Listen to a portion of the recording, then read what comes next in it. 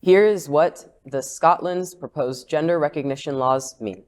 Scottish government plans to alter how a transgender person changes the gender on their birth certificate, reached their last legislative state this week, with amendments to a bill being discussed on Tuesday, and debates have been pushed back to this evening. The bill will introduce a system of self-declaration for obtaining a gender recognition certificate, or a GRC. It will remove the need for a psychiatric diagnosis of gender dysphoria and reduce the time someone must have been permanently living in their gender before they can apply from 2 years to 3 months or 6 months for 16 and 17-year-olds. The age at which people can apply already has dropped from 18 to 16.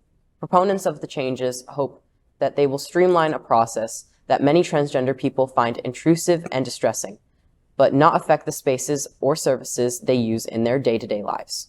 Critics argue that the simplification, also known as self-identification, will fundamentally alter who can access women-only services and leave them vulnerable to abuse by predatory male offenders. All Holyrood parties, except for the Scottish Conservatives, are committed to some sort of version of change in their 2021 manifestos, but there has been growing disquiet amongst a number of Scottish National Party and Labour members of the Scottish Parliament about the detail and impact of the bill. I see this as an absolute win. How do you guys feel about it? Oh yeah, I mean, I think that the system of self-declaration, I think, is the key here. And however, I can't even imagine how something like that would go over here. So progressive there. The laws over there are actually more strict. Okay. Yeah, I've come to find, because my experience here is that I wasn't even 16 when I got my name and birth certificate changed. I think I was either 13 or 14. It was back in 2020, and 2021. Wow, I mean, I forget this. But I just had to have my parents sign the document, bring it to the court, fingerprint it, and that was it. I was in that Zoom call for all of 5 minutes. This is fascinating. Yeah. I did not know you could. Listen, I feel old because I don't know what you can and cannot do, right, especially with, I'm born this way, but I feel another way. And then finally, being able to say, I may have been born this way, but this is not who I am. Yeah. And how awesome for you that your parents were just right there by your side to say, okay, we understand. And, having that support, so critical. My goodness. And I'm glad to hear blessed.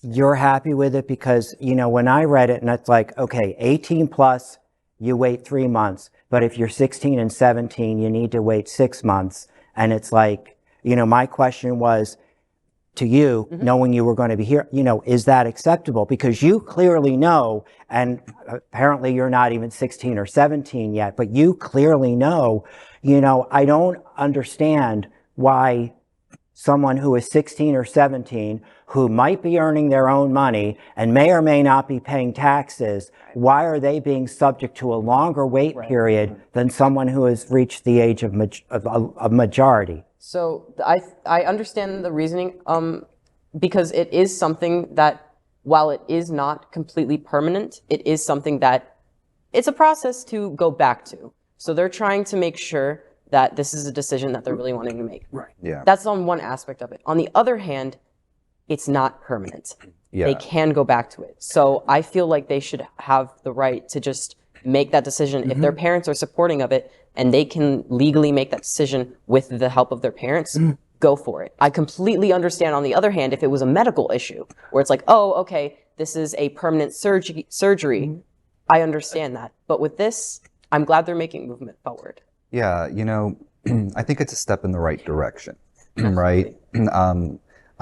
My career has been, for the last 15 years, in running South Florida's oldest LGBTQ direct service agency, and we started as a youth service agency. So while I'm not a person of trans experience, I have worked with many young people who have gone through the process. And the reality is that first step is receiving the recognition that the world around you sees you for who you are and accepts you for who you are, and your gender marker on your license or your birth certificate or whatever it is reflects that. Oh, it felt amazing. It's an affirming step. And I think, to your point, Evan, which now I'm not.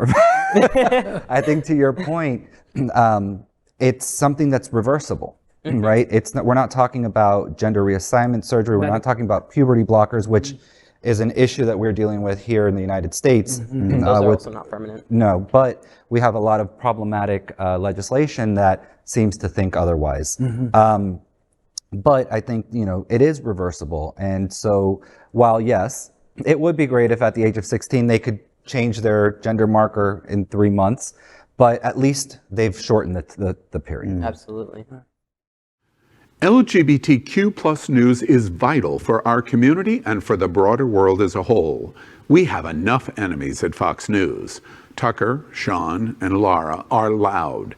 We need passionate allies. Happening Out Television Network, Queer News Tonight, and It's Happening Out are literally out of the closet and into the headlines. Our community needs your support.